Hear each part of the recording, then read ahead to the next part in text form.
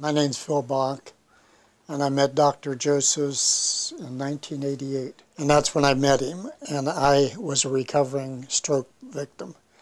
And it took me 12 years to be able to go back to work. But I also, during that time, started to learn about natural healing and all the alternatives. I was taking vitamins like they were going out of sight. And I spoke very broken. When a person has a stroke, like you say, how are you doing today? Oh, I'm doing pretty good. But I was still working. And this hand was tremoring all the time. And my leg still doesn't lift. This leg didn't lift. I used a cane. It's pretty sad, wasn't I?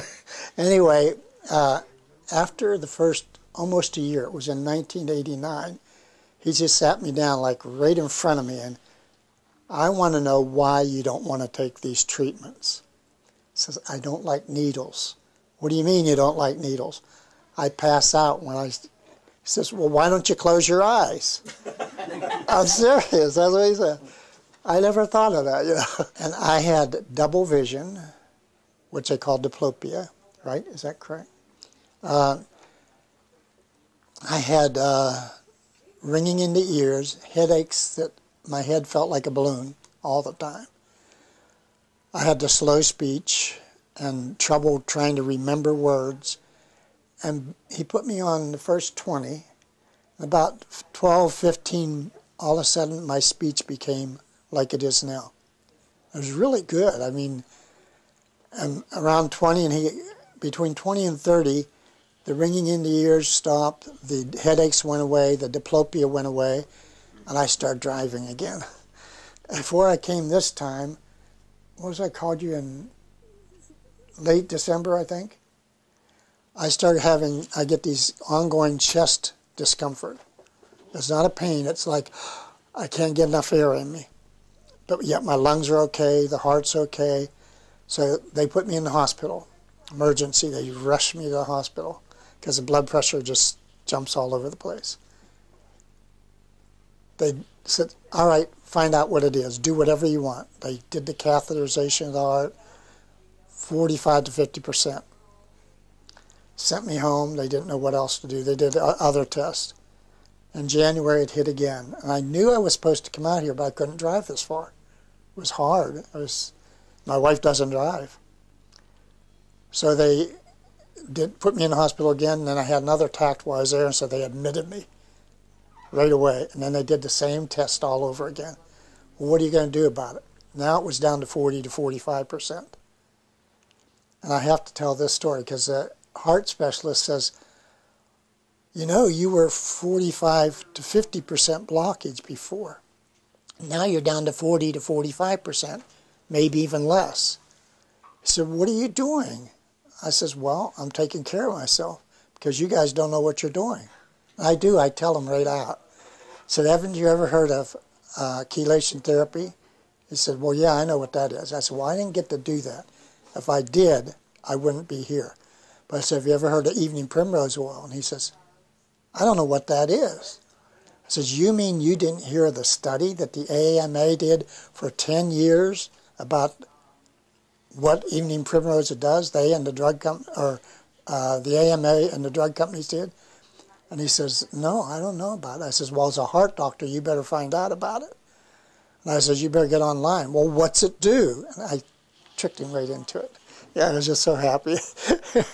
I said, well, it lowers cholesterol, it lowers blood pressure, it cleans the arteries out to some extent, it helps the body.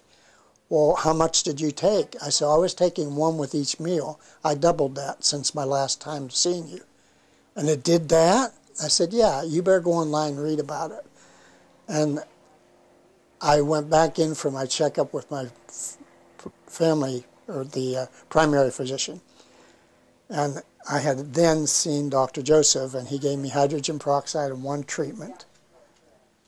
And he says, well, you know, you're going to have to do this and that and that. And I said, oh, I'm not taking the, what is it? I was taking the nitroglycerin time release. And you get headaches from it. I mean, vicious headaches right across here. Nothing you can do about it because that's the side effect of it. Well, you put me on cactus drops. cactus drops. Homeopathic drops. Eliminated it. Don't take the other. And I told the doctor, I'm not taking it anymore. Oh, you could be in trouble. I said, no, I won't. I'm doing this. And I gave him the bottle and showed it to him. He says, well, I didn't know this stuff existed. I says, well, you better open your eyes because it's changing. And I said, when I first learned about this, I says, the medical field thought they were the top of everything. And I says, right now, there are more and more people. I said, I would say there's 40% of the population going to alternative health doctors right now. When I first learned about this, it was about 20%, wouldn't you think? Back in the day? People are learning that they can do things for themselves. And the unfortunate part is the insurance companies, they're stupid. Literally, they're out of their gourds. They are spending for bypass surgery approximately $50,000 to $60,000 overall cost. That doesn't count follow-up treatment. And the average is about 5 to 6 people that go through it die. They could put people on this type of treatment with a 2-year follow-up with nutritional supplements and homeopathy. But the thing is, they could save billions of dollars that could be used if they would recognize this. But the trouble is, they don't get a homeopathy doctor or alternative health doctor on their boards. They get the AMA doctors on that the government gets, and they try to control us, as you mentioned earlier. But there are insurance companies out there now that are starting to come up that are going to the natural healing type of stuff. It's learning to teach somebody something. If anyone here has ever been involved in something and somebody says something, go, whoa, and like a light bulb goes off in your head. I didn't realize that. Or, oh, yeah, that's right. And when you do this, it makes a difference in your life because you learn something and you're in tune with things that when you hear a positive, you grab onto it. And that's what you're doing. You're getting a positive that you hope people will grab onto. If they don't grab onto it, shame on them. Because you are responsible for you. I can't say that enough. And I bet you, every one of you who have come here for years, or even if you're new, you start feeling better, you're going to tell somebody else. Word of mouth is the greatest form of advertising around. With the internet now, wow, the world's wide open to everybody, everywhere.